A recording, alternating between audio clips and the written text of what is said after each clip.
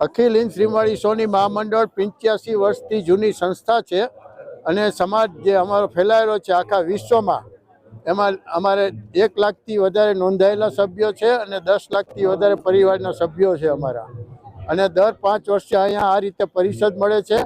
આ વખતે પહેલી જ વખત આ પરિચય મેળાની સાથે આ બધું આયોજન અલગ અલગ કરવામાં આવેલા છે.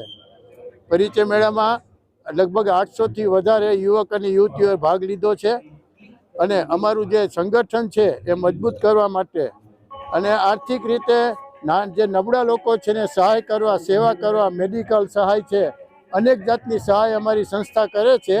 એ બધી જે સહાય છે અમે વધારે કરી શકીએ એટલા માટે અમે દર 5 વર્ષે ભેગા થતા હોઈએ છીએ.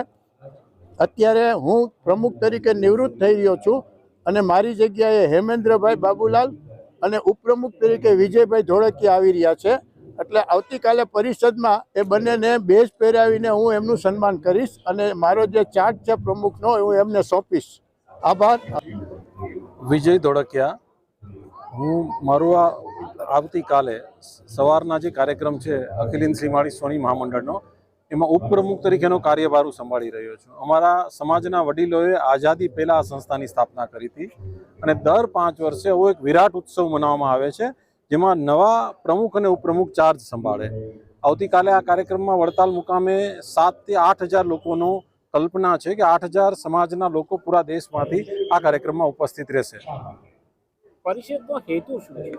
પરિષદનો મુખ્ય હેતુ 5 વર્ષે એક વખત જ્યારે આ સત્તા હસ્તાંતરણની પ્રક્રિયા શરૂ થાય, જ્યારે જવાબદારી હસ્તાંતરિત થાય, જૂના પ્રમુખ પોતાનો બેચ નવા પ્રમુખને પહેરાવે, આ જે પ્રક્રિયા છે એ પ્રક્રિયામાં સમાજનો મોટો વર્ગ ઉપસ્થિત રહે, એમની હાજરીમાં આ કાર્યક્રમ થાય, એ ખાસ આ કાર્યક્રમ એના માટે કરવામાં આવે છે.